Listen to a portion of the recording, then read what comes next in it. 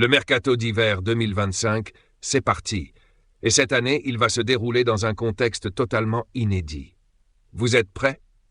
Accrochez-vous, car la FIFA a bouleversé les règles du jeu avec des mesures temporaires qui risquent de tout changer. Ces décisions font suite à un arrêt historique de la Cour de justice de l'Union européenne rendu en octobre dernier.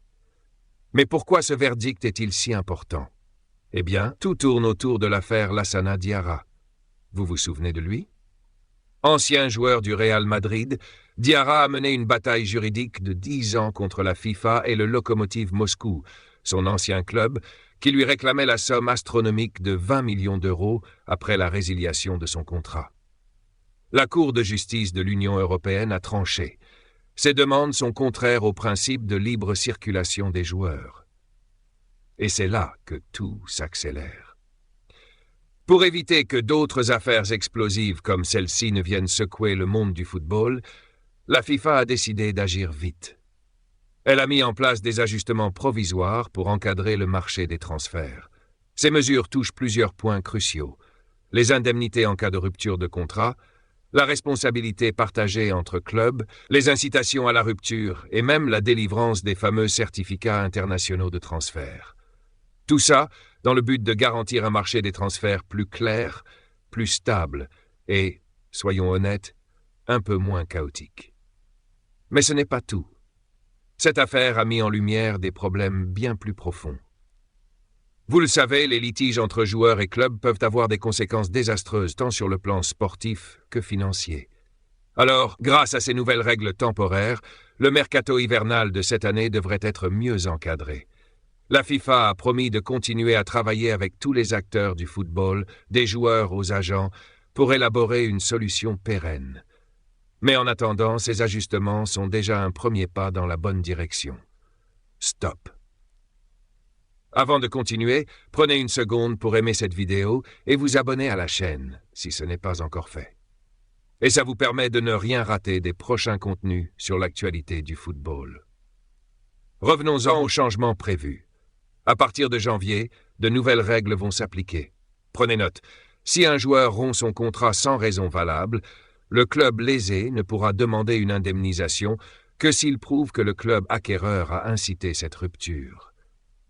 Et là, ça devient sérieux.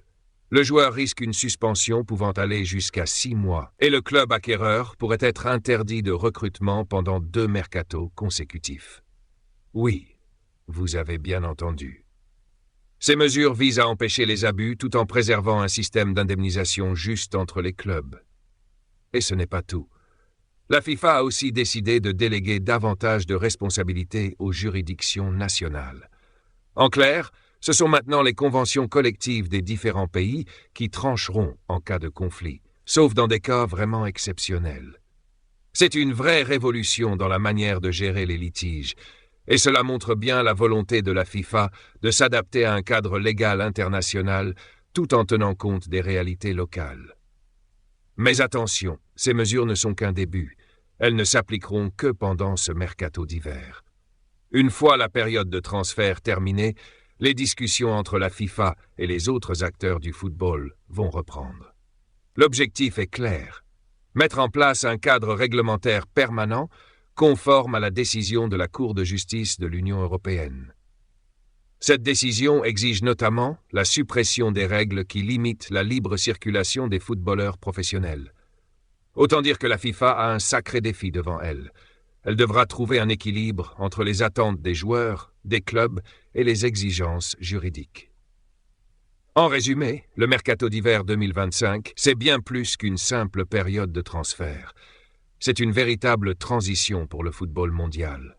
Les ajustements temporaires introduits par la FIFA sont une réponse directe à l'urgence de la situation, mais ils pourraient bien être le point de départ d'une réforme beaucoup plus profonde. Une chose est certaine, les mois à venir seront déterminants pour façonner l'avenir des règles du football. Alors, restez connectés, parce que ce mercato risque de nous réserver bien des surprises.